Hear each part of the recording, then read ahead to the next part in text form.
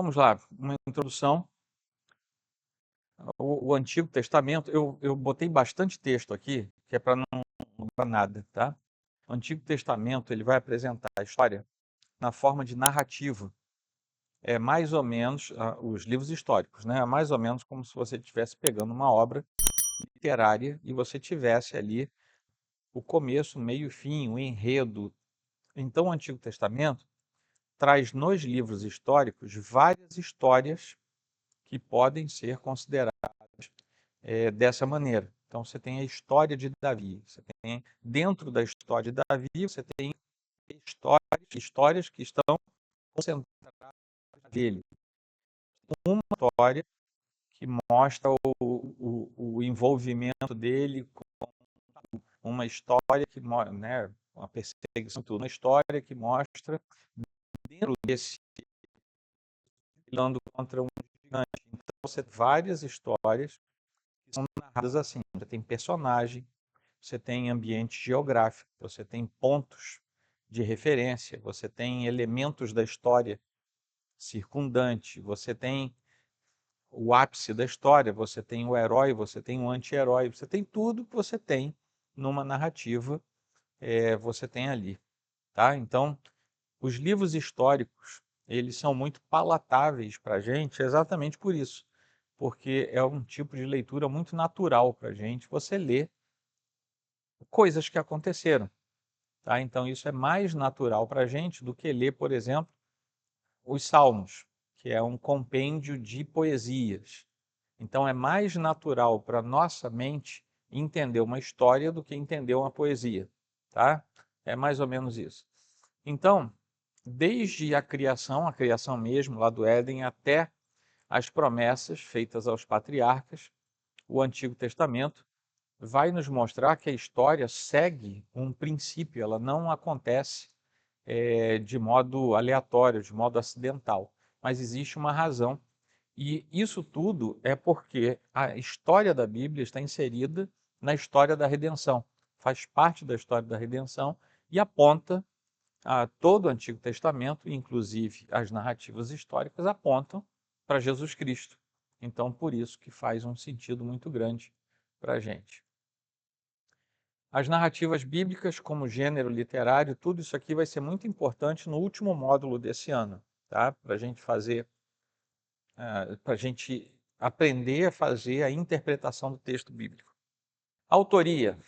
Os livros históricos, todos eles são anônimos. A gente não sabe quem escreveu os livros históricos, mesmo aqueles que têm nome de gente. Samuel, Josué, não foi Josué, provavelmente não foi Josué, provavelmente não foi Samuel. Tá? Por que isso? Porque não existe aplicação de autoria em nenhum desses livros. Neemias, Esdras, nenhum deles tem aplicação de autoria. Então a gente não pode dizer quem foi o autor. A tradição talmúdica dá nomes para os autores da maioria desses livros, mas é uma tradição extra-bíblica. Então a gente não tem como saber. Rapaz, eu inventei uma palavra aqui, né? Anonimidade. Será que isso existe? É o anonimato. Mas deve existir, né? Saiu assim, eu escrevi, não sei nem de onde que eu tirei isso. Aquele joguinho, né, que a gente tem que ver no dicionário. Vamos ver se existe isso aqui. Então, essas pessoas foram personagens muito importantes, mas não necessariamente autores do texto bíblico, tá? Uma narrativa é o quê? É uma história. Só que uma história, quando é bíblica, ou seja, uma narrativa bíblica, é uma história relatada com determinada motivação dada pelo próprio Deus. Ou seja, a história, ela não tem valor em si mesma, no caso da Bíblia. Nós temos que descobrir o que está por trás da história. Então, vou dar um exemplo para vocês. Eu falei aqui de Davi lutando contra o gigante, né, Golias. O que é que está por trás dessa história? O que vocês acham? Qual é o ensinamento? Deus está nos ensinando por essa história que a gente tem que tacar pedra em alguém? É esse o ensinamento? Qual é o ensinamento? Hã? Quem é que faz isso? Deus. Você vem contra mim com seus espada e lança, mas eu vou em nome do Senhor dos Exércitos. O que a gente aprende na história de Davi contra Golias é que o Senhor é mais forte do que qualquer inimigo, ele é mais poderoso do que qualquer causa, e se ele quiser que nós vençamos aquilo, nós vamos vencer não por nossa causa, mas pelo poder de Deus. Ponto.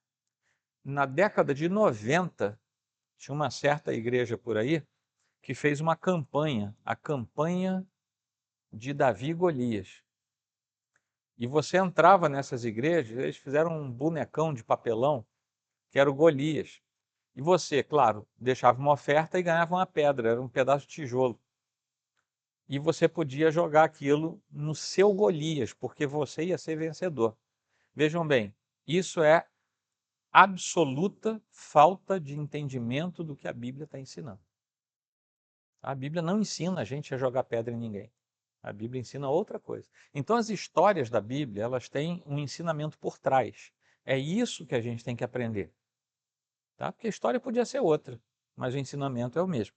É por isso que o departamento infantil, ele é importante, porque ele não ensina as nossas crianças só a contar história, ou só a história que é contada, mas ensina a entender o princípio de Deus por trás daquela história. Tá? As narrativas obedecem a mesma sequência. Vamos ver. Olha só, eu não falei que era igual ao livro? Acontece um problema logo no início, que traz complicações cada vez maiores. Aí você chega ao clímax, que é o auge da história. Daí em diante, a narrativa segue em direção à solução e termina com o problema resolvido. À medida que o problema evolui, normalmente o suspense aumenta. E as dificuldades dos relacionamentos ficam mais complicados, até que se chega a um clímax dramático. Parece que eu estou falando de um livro de Agatha Christie, mas não é. Cada história narrada na Bíblia tem isso. Lembram de Sansão? Ele começa a história, ele é um herói, parece que está tudo bem, de repente ele tem um problema a resolver, ele tem o clímax do problema, aí ele vai parar lá embaixo, quando as questões estão sendo resolvidas, não por ele, mas por Deus, aí você tem a solução do problema, que no caso dele foi com a morte. Deu para entender? Que é isso aqui, ó. A história como narrativa é isso aí. Você tem um pano de fundo, você tem uma introdução.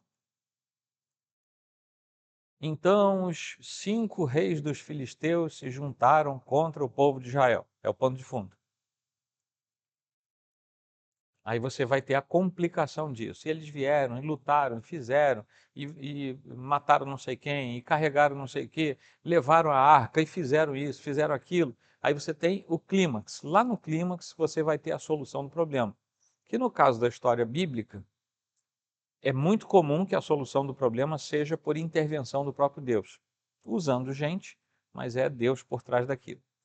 Aí você cai na solução, que é a conclusão. Você entra na conclusão, que é o modelo em que você volta para o estágio inicial, vamos dizer assim. E também tem a ideia do próprio enredo. Você tem um cenário, você tem um conflito, isso é muito parecido com o que eu acabei de mostrar.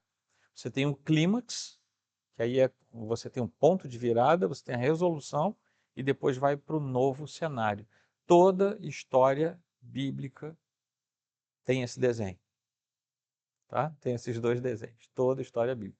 Na verdade, eles são a mesma coisa olhando por dois lados diferentes. Quais são os tipos de narrativa que a gente tem no Antigo Testamento? São 6. Tragédia.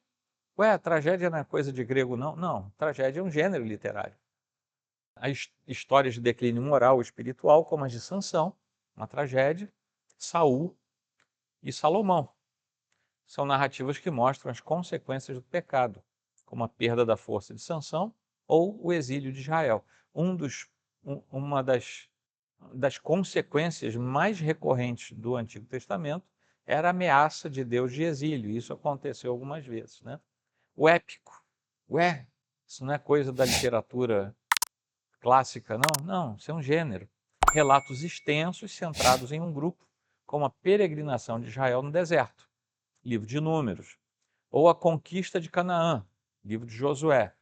Esses épicos destacam a providência divina em momentos coletivos, ou seja, está falando de todo o grupo. Poemas épicos nós temos. Qual é o grande clássico da língua portuguesa? Os Lusíadas. É o grande clássico épico da língua portuguesa, que veio para regulamentar a nossa língua, né? Assim como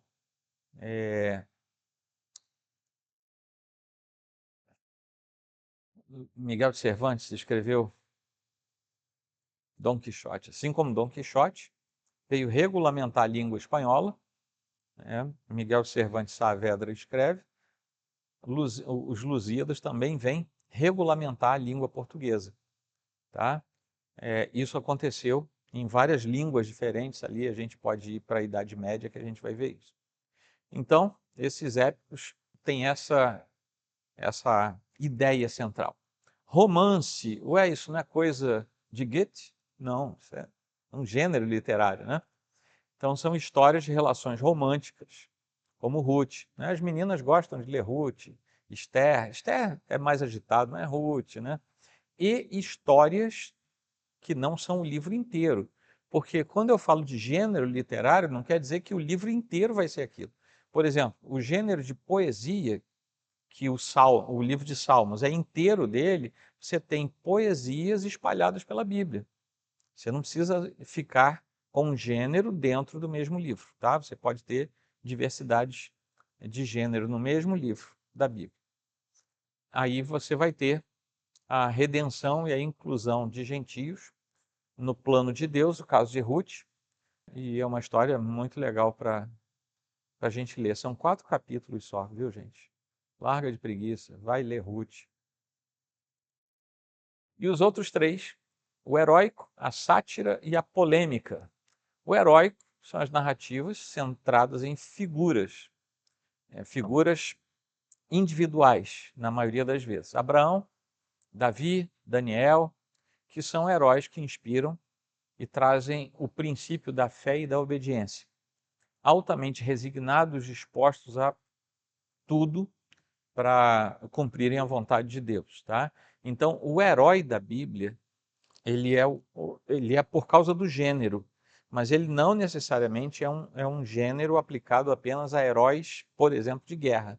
Davi era um herói de guerra, mas há outros tipos de heróis, porque o heroísmo não é apenas aplicado no momento de conflitos, mas é um princípio, tá? Então, por isso.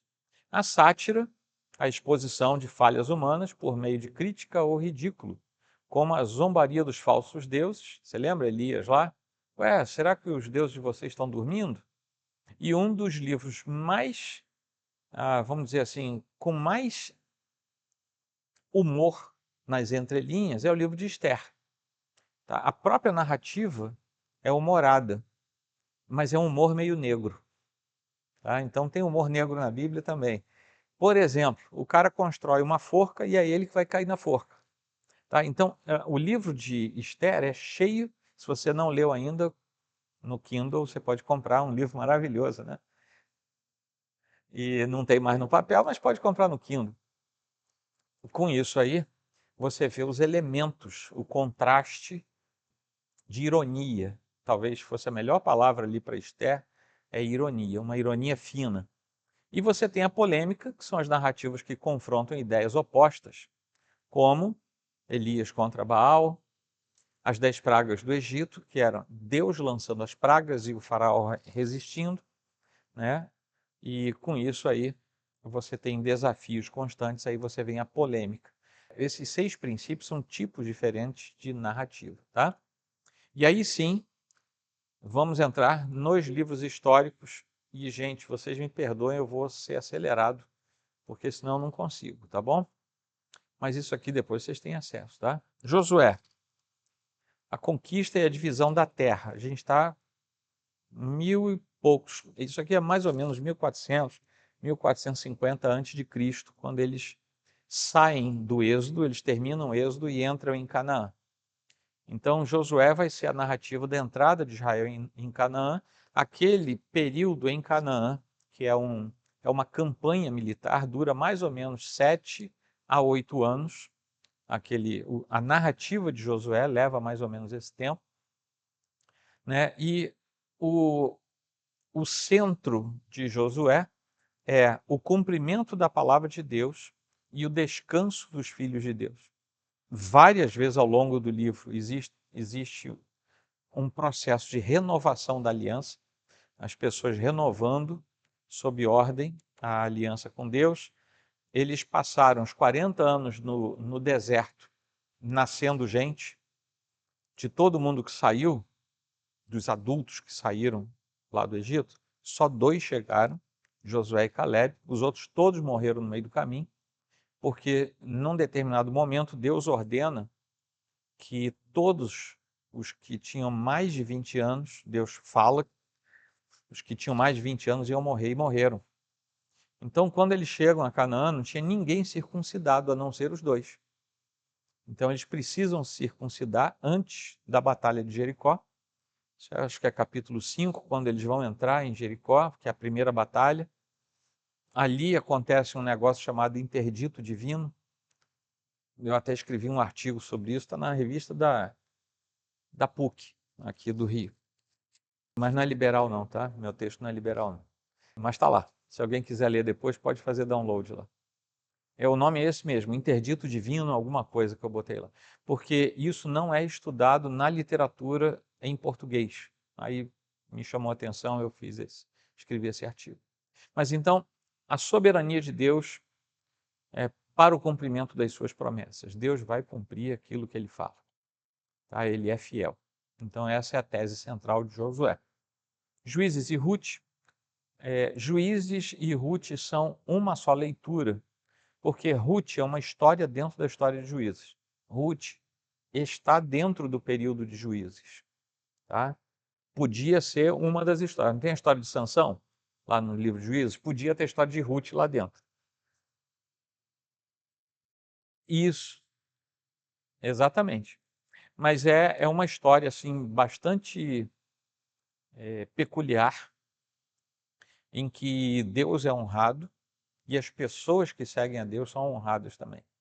Então, no tempo dos juízes, havia problemas muito sérios na sociedade, havia fome, havia uma série de coisas acontecendo. Deus levantou pessoas, mas para, vamos dizer assim, amenizarem o problema do povo, mas não levantou heróis nacionais. Não sei se vocês já perceberam, todos os juízes, Débora, Sansão, todos os juízes eram regionais. Então, calcula-se que tenha havido cerca de 80 juízes naquele período, mas apenas alguns deles têm o nome mencionado, e só poucos, mesmo desses com o nome mencionado, ficaram bem conhecidos. São uns 3, talvez uns 3 ou 4, o resto não. Então era um momento muito difícil, é chamado de Idade das Trevas da história de Israel, que veio logo depois de uma grande vitória que foi a entrada em Canaã. Ficou um negócio muito estranho, com a ausência do culto verdadeiro a Deus e da apostasia do povo todo, né? O tema principal é a paciência de Deus, mesmo quando o povo é infiel. Por quê, gente? Porque Deus é fiel. Então ele é fiel à sua própria palavra. E mesmo quando o povo é infiel, ele continua sendo fiel. Aí tem também a misericórdia de Deus para com aqueles que se mantêm sendo fiéis, que é o que Ruth vem nos contar. Depois nós temos 1º e 2º Samuel. Esses livros, primeiro é Samuel, Crônicas, Reis e Esdras e Neemias, todos eles eram um livro só. Então, 1º e 2º Samuel era um livro só, lá na Antiguidade era um rolo só. 1º e 2º Reis, um livro só. 1º e 2º Crônicas, um livro só. Esdras e Neemias, um livro só. Em algumas versões, nós vamos ter 1º e 2º Samuel, 1º e 2º Reis como um só livro, lá no texto hebraico. Tá? Mas, normalmente, é Samuel, Reis, Crônicas, Neemias e Esther. Aí você tem 4 livros aí, quando nós temos 8, né? Então nós vamos ter em 1º e 2º Samuel, em primeiro a transição de um sistema teocrático para um sistema monárquico. Samuel era juiz, ele foi o último dos juízes, então o comecinho do livro de Samuel também está dentro do período dos juízes. O que acontece? O povo foi reclamar com ele, porque os 2 filhos que ele tinha não eram fiéis ao Senhor. E o povo falou, a gente não vai ter juiz para nos guiar. Você vai morrer, você já está velho, mataram Samuel antes do tempo, né? Você vai morrer, a gente vai ficar sem pai nem mãe. A gente quer um rei. Todo mundo tem rei, a gente quer um rei também. Deus já tinha prometido um rei, mas não naquela circunstância e não por aqueles motivos. Inclusive havia uma regulamentação própria para quem fosse rei em Israel. Deus já tinha dado essa lei lá atrás. Mas então o primeiro livro é isso. É o início da monarquia com Saul e termina o livro com a apostasia de Saul e Davi já ungido, despontando. Segundo Samuel vai ser basicamente biografia de Davi. E o crescimento militar de Israel. Então, em Davi, com Davi como rei, Israel se torna uma potência regional, mesmo sendo pequeno, por conta de força militar. Então, a soberania de Deus na escolha de líderes e a promessa messiânica por meio da linhagem de Davi. Então, Davi já é colocado nesses 2 livros como aquele a partir de quem viria a promessa do Senhor. 1º e 2º Reis, a divisão e a queda da monarquia. Então, nós vamos ter aí a história dos reis de Israel. Você vai ter lá, era o ano tal do não sei quem, papapá, e fulano subiu ao trono. E ele vai ficar lá, e depois ele morreu e foi se juntar aos seus pais. Quer dizer, foi enterrado. Então, nós vamos ter aí em reis, reis e profetas. Muitos deles fiéis ao Senhor, mas infinitamente mais infiéis. Tá? Então você tem muito, a balança não ficou boa ali não, é muito mais gente infiel do que fiel, tá bom? Nós temos ali grandes personagens surgidos, reis emblemáticos, como Joaquim, Ezequias, nós temos reis ali muito bons, outros, como Manassés, que fala aqui no final, chegou a queimar seus filhos aos deuses pagãos, pegou seus filhos e queimou vivos para deuses pagãos. Aqui nós vamos ter a descrição da queda dos 2 reinos, porque depois de Saul veio Davi, depois Salomão, e o filho de Salomão não soube manter o reino, e na mão dele o reino se dividiu. Ficou o reino de Israel para o norte e o reino de Judá para o sul. O reino de Israel cai, cuja capital era Samaria, cai em 722 a.C., diante da Assíria.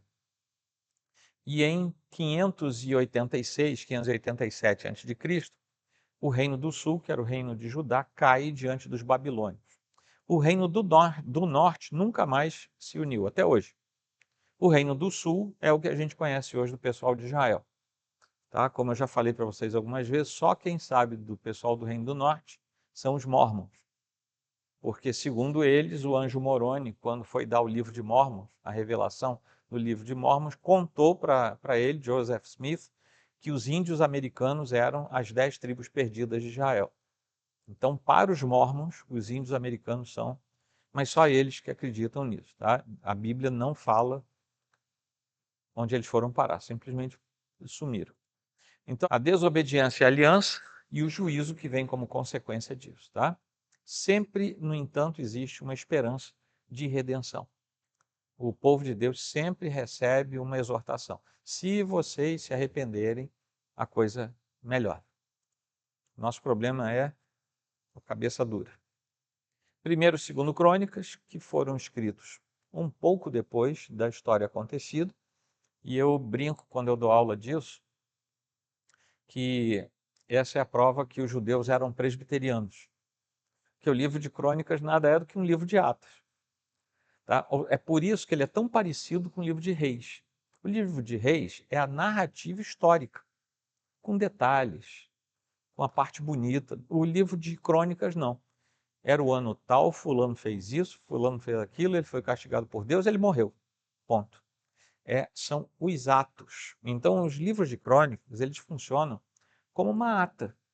É isso mesmo, é um registro oficial da casa real, tanto de Israel quanto de Judá. Por isso que o texto de Crônicas é um texto mais seco, porque ele é um livro descritivo, enquanto que o livro de Reis é um livro quase que romanceado. Tá? A história ali ganha contornos, enquanto em Crônicas ela é direta e objetiva. Eu coloquei aqui no final, se Reis enfatiza a política, Crônicas prioriza a espiritualidade, né? E vai incentivar o povo a confiar nas promessas de Deus. Tá? Ele é bem objetivo nisso aí. A centralidade do culto é a fidelidade de Deus, a aliança davídica. Isso vai ficar muito aparente lá com a exortação e com a bênção. A exortação para quem está fora e com a bênção para quem está dentro. Esdras e Neemias, a restauração daqueles que sobraram, do remanescente. Eles vão contar o retorno do exílio da Babilônia e como Jerusalém foi reconstruído, inclusive o templo. Esdras vai ter como base a reconstrução do templo.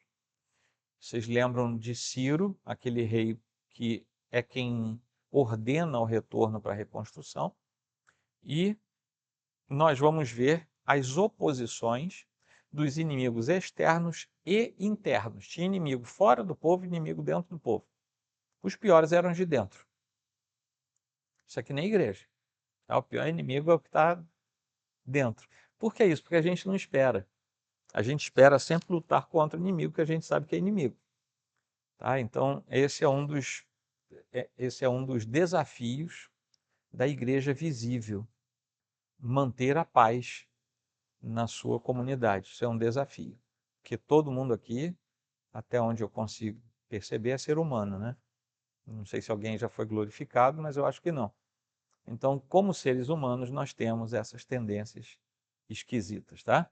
Neemias vai falar da reconstrução dos muros, e todo mundo que quer dar um estudo sobre liderança a partir da Bíblia é Neemias. Estudo de liderança na Bíblia é Neemias. Eu acho que o povo só conhece Neemias para isso. Tá? Então, não tem para onde. E onde é que a gente vê a raiz, o que a gente vê de raiz teológica? A soberania de Deus na restauração do seu povo e a centralidade da lei e do culto. Porque depois de tudo reconstruído, a lei foi trazida de volta e o culto foi restaurado perante o Senhor. Esther, a proteção divina no exílio. Essa história é uma das mais peculiares da Bíblia. É uma história completa dentro de um livro pequeno, são 10 capítulos, mas são capítulos curtos. E isso se passa fora de Israel, e a maioria dos personagens sabidos, nomeados, é tudo gentio. Então nós sabemos ali o nome de Mardoqueu ou Mordecai, aí depende da versão que você tem, e o nome de Esther. O resto, todo mundo é estrangeiro, é gentio. Israel está no exílio, a gente está falando do Império Medo-Persa. Vocês viram aquele filme Os 300? Assistiram? É naquele tempo. Isso aqui acontece naquele tempo.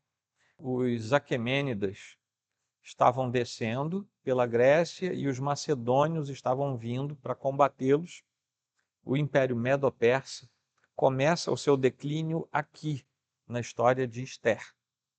O Império Medo-Persa era absurdamente gigante. Você olhando assim, finge que aqui tem um mapa, tá? Mapa mundi. Então você pega aqui do meio da Europa até depois da Índia. Era o Império Medo-Persa. Era um negócio absurdo. E eles eram muito avançados para o seu tempo. Eles, por exemplo, que inventaram os correios. Se você quer saber mais do que isso, compre aquele livro que está lá no Kindle, você vai aprender. A introdução é a história. Mas o que que acontece? Eles que inventaram a ideia dos correios. O império tinha cavalariças espalhadas. Então, uma carta, por isso que tem muita carta, porque isso fazia parte do contexto cultural histórico onde eles estavam. Então, você vê que o rei ele faz um decreto e manda cartas para o império. 4, 5 dias depois já estava lá, no fim do império. Por que isso? Porque os cavalos iam se revezando. O cara saía, ele cavalgava 8, 10 horas, aí vinha uma cavalariça, ele passava a carta para o outro ia embora. Eles iam trocando, era uma corrida de revezamento. E os cavalos eram cavalos especialmente dedicados a isso, eles eram cavalos de grande velocidade. Então, era um negócio impressionante se você prestar atenção que você está 500 anos antes de Cristo, sei lá, 400 e poucos anos antes de Cristo, né? Então era muito legal isso aí. Mas o que está por trás dessa história é a providência de Deus. Deus trabalhando pelo seu povo, mesmo sem alarde, mesmo no silêncio. Deus nem é mencionado no livro, é o único livro da Bíblia em que Deus não é citado, né? O nome de Deus, o Senhor, Yahvé, nada é falado sobre Deus, mas os atos de Deus estão no livro inteiro. Então, a providência de Deus se manifesta, que é uma das doutrinas mais belas da, da teologia cristã, e, e ele promove uma reviravolta a fim de que Israel sobreviva. Se Israel não sobrevivesse, é claro que Deus é poderoso, o Messias viria de qualquer jeito, mas e a promessa dele? A promessa de que viria dali. Então ele tinha que cumprir através daquele percurso genealógico, e ele faz isso, libertando o seu povo da possibilidade da extinção naquele momento. Corri bastante e chegamos à conclusão. Então, os livros históricos são mais do que registros históricos, né? Eles são narrativas com fundo teológico, existe doutrina por detrás de toda a narrativa da Escritura. E nas histórias que a gente lê não é diferente. Assim como eu falei, por exemplo, algumas doutrinas são muito evidentes. É absurdamente evidente a doutrina da providência no livro de Esther. Outros lugares, as doutrinas que estão por ali, e não é só uma doutrina, você tem mais de uma, mas tem sempre uma que se destaca, né? Em outros lugares, você vai ter que prestar mais atenção, mas não existe um lugar da Escritura que seja desprovido de duas coisas: apontar para a redenção e uma doutrina por trás. Uma coisa a gente dá estudo aqui, outra coisa a gente pregar domingo. Aqui a gente fica pontuando, agora a doutrina não sei o quê, agora aquilo assim. No culto a gente não faz isso, mas eu não sei se vocês já notaram que eu explico o texto primeiro e depois faço algumas conclusões. Nessas conclusões, eu saliento doutrinas. Só que eu não fico falando, agora vamos falar da doutrina A, agora vamos falar da doutrina B. Mas eu estou salientando doutrinas ali para a gente. Porque todo texto da Escritura nos traz o ensinamento da parte de Deus. E esse ensinamento vem na forma de doutrina. Tá?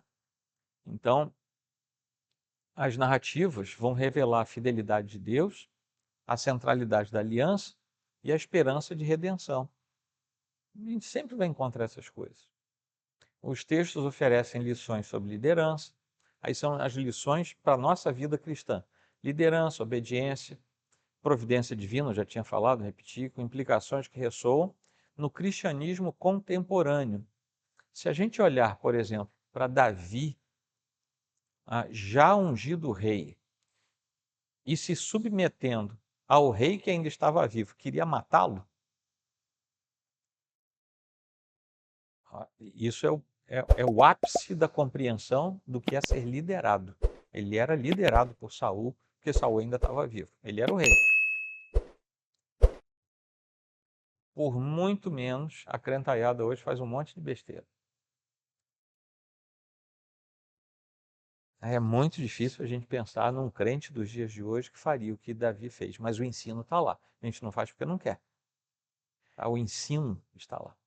Né? Tudo isso fortalece a compreensão da história redentora e prepara o caminho para o cumprimento das promessas a respeito do Senhor, do Messias, que viria depois, já no Novo Testamento. Todo o Antigo Testamento aponta para a revelação, para o ápice da revelação de Deus em Cristo Jesus. Ok? Deixar lá bonitinho para a gente ver. Perguntas?